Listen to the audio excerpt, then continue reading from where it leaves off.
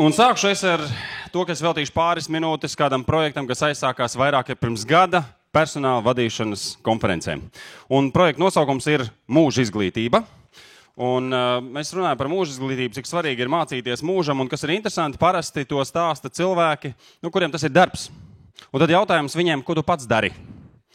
Un tāpēc Uldis Pāvols un Valdis Melderis nolēma, ka viņiem arī kaut kas lietas labā jādara, un jādara kaut kas tāds, ko viņi parasti nedara. Uldi, drīkst tev lūdzu uzaicināt uz skatuvi? Lūdzu, aplausi. Kurš bija klāt tajā brīdī, kad mēs apņēmāmies? Tik vien, tad man jāizstāsta. Notika tā, Uldis Pāvols sen jau sapņoja kļūt par metinātāju. Tas ir iegūt metinātāju certifikātu. Bet pavisam oficiāli, nevis tā kaut kur pažobelēs, bet iziet eksāmeni, nolikt, iemācīties un darīt. Valdis Melderis sen jau gribēja kļūt par frontālā iekrāvēja operatoru. Tāpēc, ka tur reāli, tu redzi, ka tu esi pārlicis no vienas kaudzes otrā kaudzē, tas ir reāli padarīts darbs, nevis kaut kāds blā, blā, blā.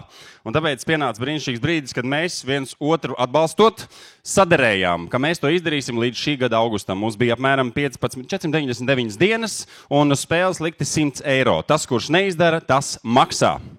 Iepazīsimies tagad ar kampaņas rezultātiem. Lūdzu, Ulda Pāvola rezultāts. Lūdzu, iepazīstamies.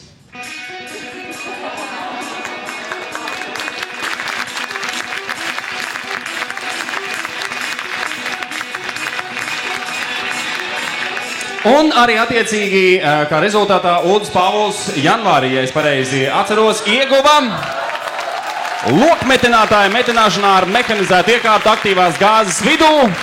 28. janvārī piešķirta kvalifikācija. Uldis Pāvols. Tagad iepazīsimies ar Valda Meldera rezultātiem. Nē, nākamo, tas nav...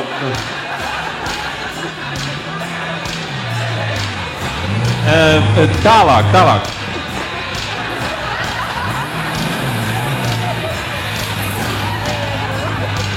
To par traktoru, to video lūdzu, par traktoru.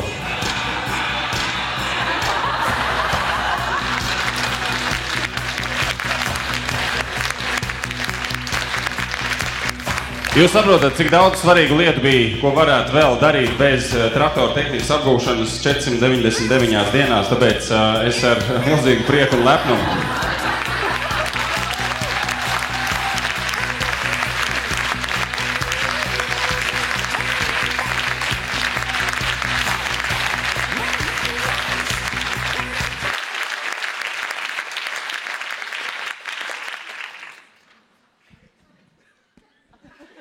Bet stāsts nav galā.